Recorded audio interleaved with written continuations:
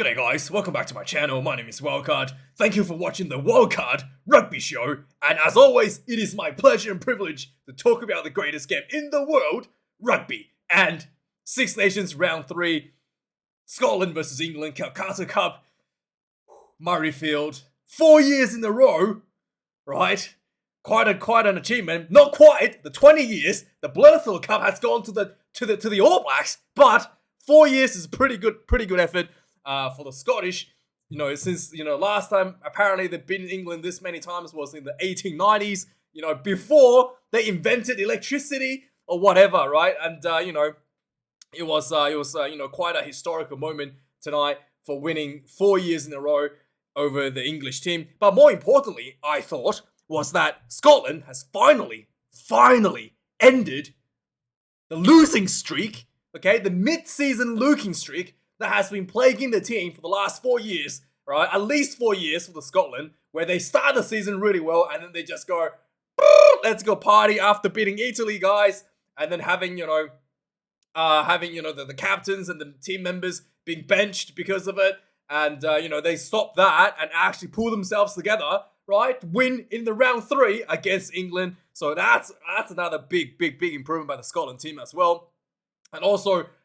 And more importantly, during the game, the Scotland bench was much better than what we were seeing last year from Scotland. Last year, whenever the bench came on, it was almost like, oh my god, I hope they just don't fall apart. I hope the lead is big enough and they just, hold on to whatever that was accumulated by the starting 15.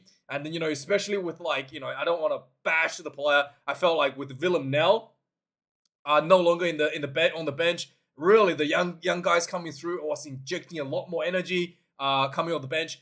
I thought my player of the match, despite Van der Merwe is the official player of the match, my player of the match has to go to an actual Scotsman, Ewan Ashman, right? Someone's going to tell me he's actually English, but Ewan Ashman was my player of the match. He was off the bench. Like I said, the bench was so important for the Scottish team, something that they really lacked, and Ewan Ashman came on as the hooker. And he just absolutely smashed it. He was making tackles on the wing. He was, rushing up, shutting down the full momentum, making those dominant tackles. Did the set piece really well. Managed the maul quite well. He was not getting the cleanest ball from the lineouts as well, and he was able to get that under control. I thought he was really impressive playing as a hooker. And for me, I felt despite Van der Merwe scored on tries and whatnot. Yes, congratulations. He's the South African, so I thought Ashman was actually the best Scottish player on the field tonight for me. And the Finn Russell was once again absolutely a magician. There was one point where he did a crossfield kick to Van der Merwe. I thought he completely overplayed his hands. I was like, what are you doing? You kicked that away. That's, you just missed the try. But no, it was just perfect bounce for Van der Merwe to go in for the try. And it was just too easy, he made it look like he was just toying the English team at that point. And so England, let's talk about England. I was actually wondering if Steve Borthwick have a game plan for England. We saw goal kicking, lots of goal kicking, right? We saw a drop goal from George Ford because, well, we haven't got anything else going on. Let's just do a drop goal, right? I mean, if they did that against South Africans, they could have won the Rugby World Cup, But hey, Borthwick was reluctant to put George Ford on for more than 5 minutes over Owen Farrell. Now he's put him on for a drop, and George Ford once again showed that he's got the ability to drop goal pretty much anywhere inside your 50. Quite a threat, to be honest. But then again, they just didn't do that. I was like, if they just kept doing that, could have been a strategy, right? If you just wanted to go for the drop goal and just win at all cost, right? And beat Scotland like they did against Argentina with 14 players on the field, that could have been a pathway to win. But no, they did one drop goal and it was like, all right, that's enough. Let's not do that again. They just went for the penalties every time they had, no pressure, despite the fact that when England was attacking, they looked threatening. They had the backline moves looked really good. That first try England scored was just it looked like unstoppable, really good hands between the players. The final try that England scored as well, the player off the bench, what was his name? Such a threat. Just an absolute incredible threat. That's why Faye well, also, he was just incredible threat. He came onto the field full of energy. And again, every time he got the ball, he looked like he was threatening to make the line break. Again, England just didn't have anything planned around him. Everybody was just looking at each other, and he was just getting the ball, a high ball or something, and just trying to, create something out of nothing, and nobody was playing around him. And again, I kind of I don't want to.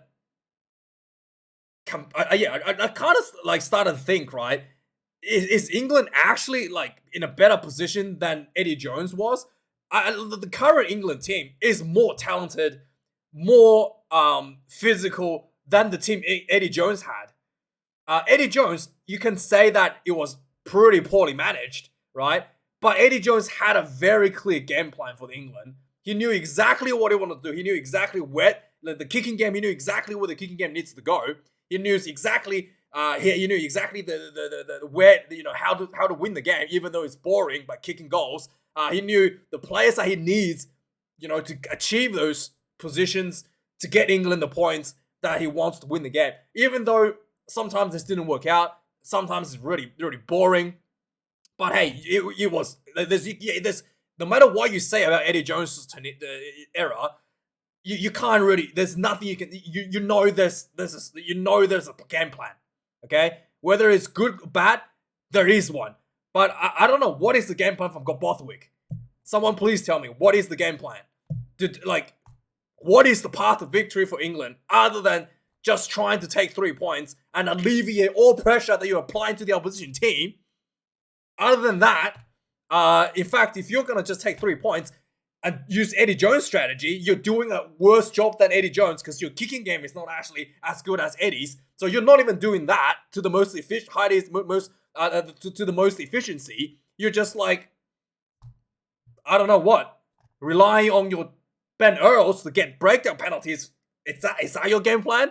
Relying on Ben Earls just constantly get those breakdown penalties for you and try to kick for 3? Because I don't know what the game plan is for England. I don't think England had a game plan for 3 rounds now. They were lucky to get away with, close wins against Wales, and beating Italy was also really probably a margin that they were not that comfortable with. I mean, what's going on, right? And by the way, Freddie Stewart was benched this game, and I mean the amount of kicking game that Finn Russell threw at England team, having Freddie Stewart, this would have been the perfect game for Freddie Stewart as well. For some reason, they didn't have him. They had Ewan what's his name? Not Ewan Ashman. What's his name? What was his name? George Furbank on the field, who literally took a Falcon to the face and given away a try as a result of it. I don't know what's the game plan. Again, what's the game plan? Why do you have Freddie Stewart on the bench? Do you really think that whatever Furbank was bringing is better than what Freddie Stewart can bring in a game that it's gonna be against Finn Russell's kicking game? I really don't get it. It's kind of I really don't understand. Someone please enlighten me, right? What was happening there? Anyways, overall, to give a score for both teams' performance, I thought Scotland probably performed an 8 this game. The team, this was the England team was very physical, and Scotland team was physically matching up with the England team. I thought the kicking game was better, was more creative out of the Scotland side. The set piece was quite even. I thought the scrummaging, maybe England had a bit more advantage. But overall, Scotland did exactly what they need to do. Exploited the space out wide with Van der Merwe and getting those tries, 3 tries that they needed. And then was able to, get the points that was on offer for them as well with penalties. Just all rounded, quite a good performance from Scotland. So I give the Scotland team an 8, right? England, I thought was just, like I said, I don't know what's going on. I will give England a 4 for their performance this week. And again, also, is Marcus Smith clear to play? Maybe he's not, but they put on a different player. Again, they taken George, for some reason, right? George Ford was given 5 minutes at the Rugby World Cup. And this new guy, Smith, not Marcus Smith, this new Smith, right? Taller Marcus Smith, came onto the field.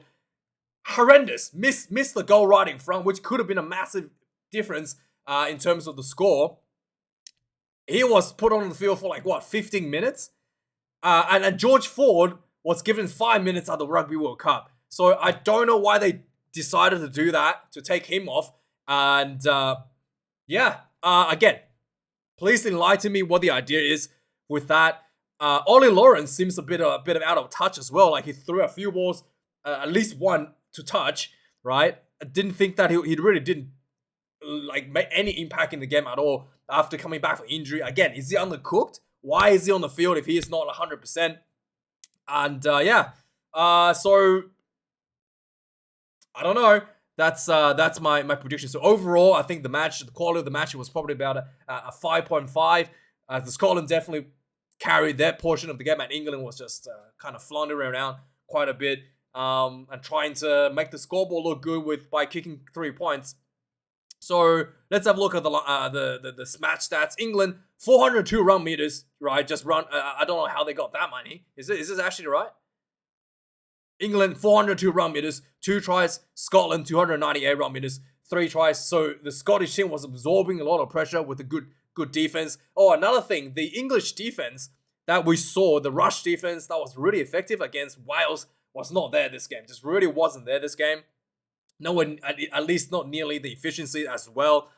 So that didn't really work out for England in terms of if that was their strategy to try to force penalties. That really didn't pay out for them at all. England conceded 22 turnovers. And a lot of that was at the breakdown. Just really, really poor breakdown. Security. Scotland, 14 turnovers. Tackles, 150 tackles for Scotland. 22 missed tackles. England, 104, 20 missed tackles overall. Kicks in play, this is on the high end. 34 kicks for Scotland, 32 for England. Like I said, Finn Russell's kicking was absolutely perfect. 100% in goal kicking, and his just general kicking around the field was able to find a lot of space, setting Van der Merwe up for a try as well. England, 1 kick was missed right in front of the goalpost with New Smith on the field. Marcus Smith, taller twin brother, came onto the field and missed that one, hit the goalpost. Lineouts was okay. I thought both teams were putting pressure on the lineout. The Scottish Moor at one point in the second half marched England back 40 meters.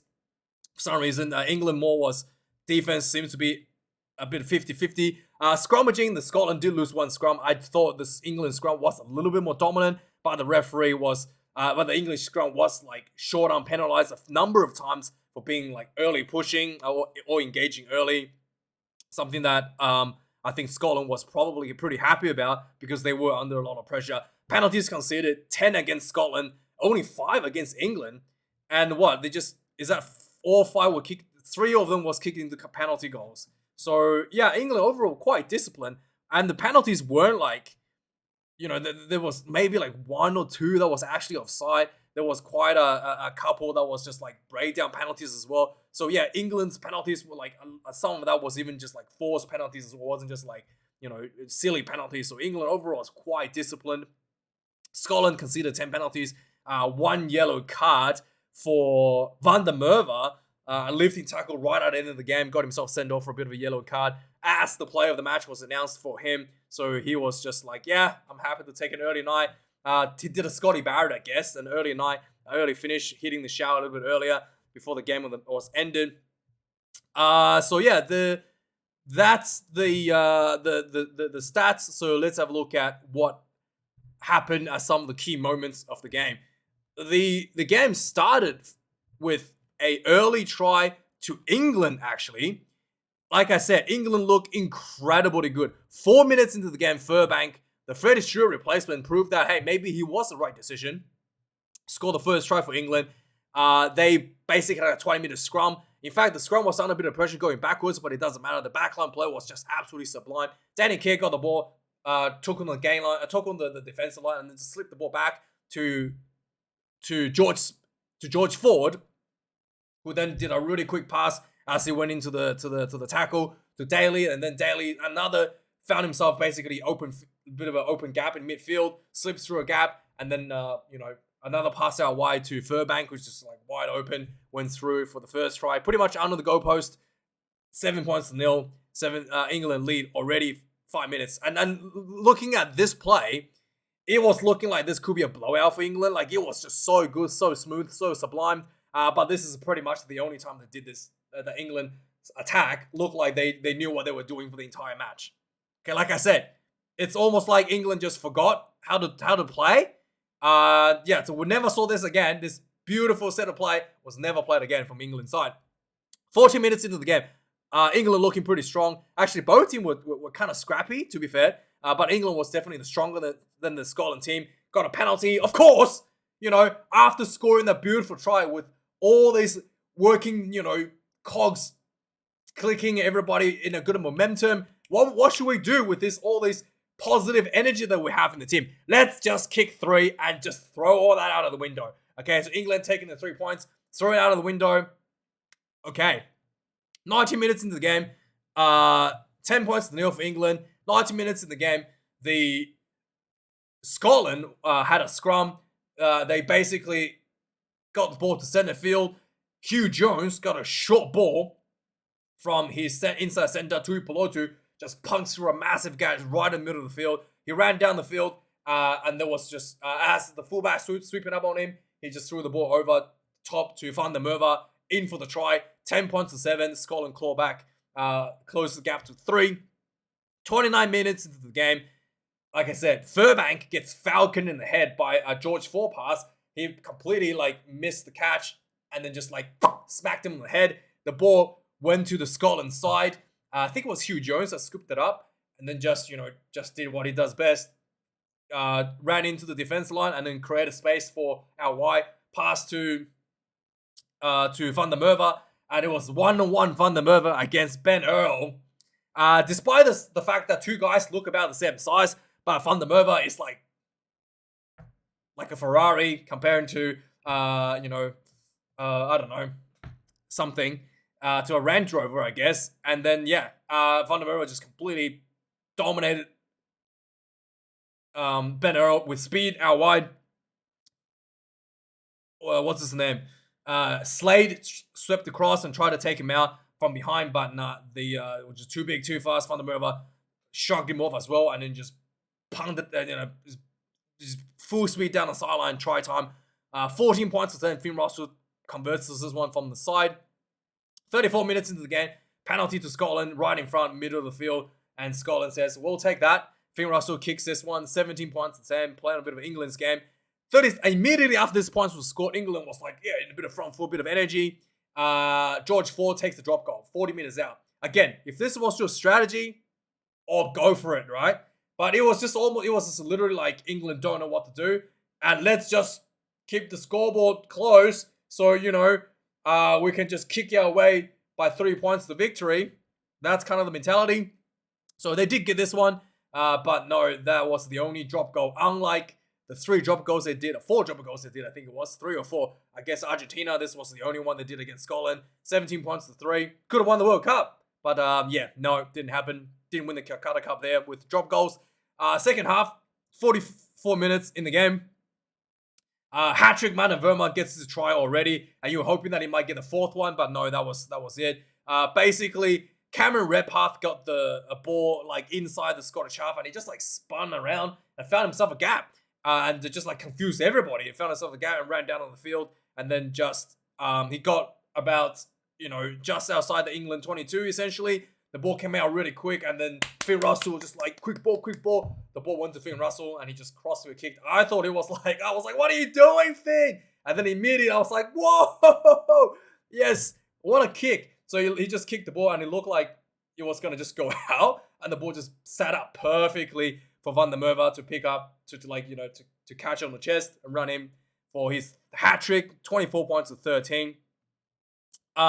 49 minutes into the game, England gets a penalty. Of course, they're going to take the 3 points, right? Because, they only know how to score tries in the first 5 minutes. And then after that, it was just let's take 3, right? I mean, if they actually had a bit more guts, they probably could have, scored more tries and probably scoreboard would have been closer. Maybe right, a little bit of closer scoreboard. But nah, let's just take the 3, take the pressure off ourselves and the opponent to take the 3 points. There was a look at Marius Jonker caught in and it was hey guys, there's a dangerous clean out here by Ellis Genge, and it looked like Ellis Genge shoulder charging his own team player, and it was like, yep, foul play against your teammate, no yellow card. They should probably bang him for that. 3 weeks, I reckon. But England do get the 3 points, 24 points to 16. The 57 minutes in the game, Ben Earl gets caught offside. Now 3 points for Finn Russell, 27 points to 16.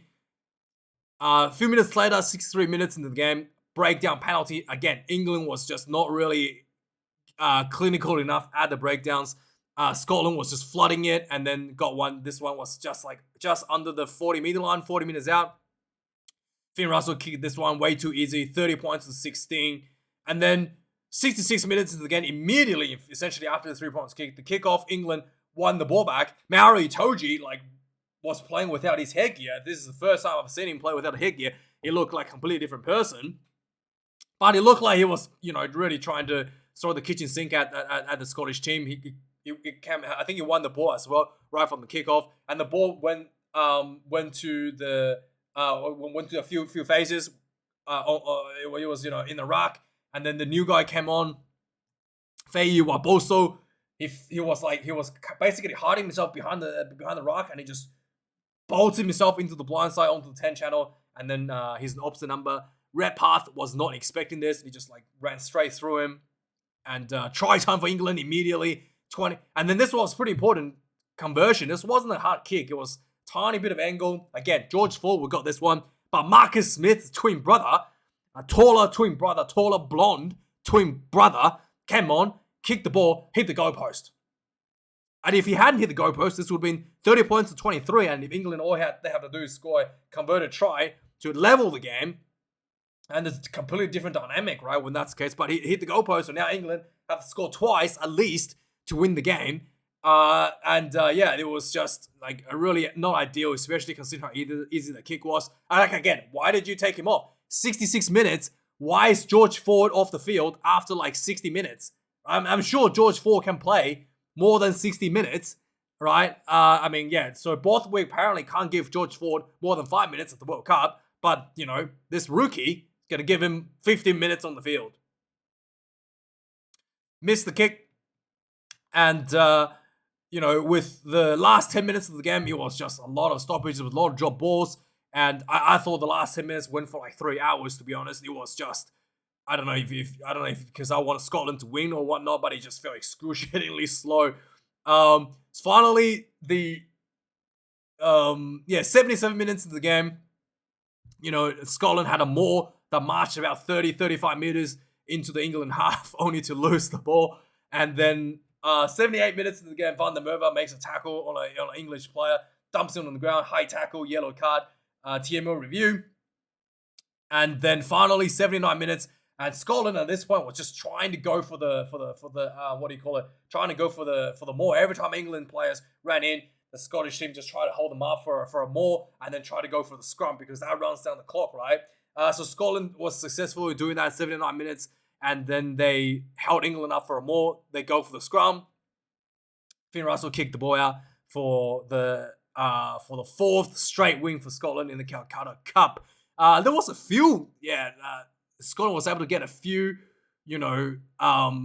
scrums out of by holding England up in the last 10 minutes. There was one scrum where England was penalised and then Scotland was given a short-arm penalty, right? And instead of going for another scrum, because you're trying to run the clock down anyway, Scotland went the ethical option, believe it or not. They actually played the ethical rugby by kicking the ball up, basically giving the possessions right back to England, put themselves under danger again, instead of just if this was England, or, they would have just gone, we'll just go for a scrum again because we're trying to run the clock down anyway. But hey, that is the difference. I really applaud that. Scotland went the ethical option, didn't go for another scrum following a short-arm scrum penalty. They just kicked the ball up and kept the game flowing. Eventually, still won the game, 30 points to 21. If they had lost the game because of something like that, that would have been extremely disappointing. But yeah, good to see that they were rewarded for their bold attempt at the bold approach to the game of rugby. So well done, and congratulations. Let me know your thoughts about this game. Let me know your ratings between the two teams, and like, comment, subscribe. Thanks to the guys who support my channel by channel membership, Patreon, and your donations. Buy me a coffee. Thanks for watching, and I'll see you guys next week for the news. Cheers. Have a good one.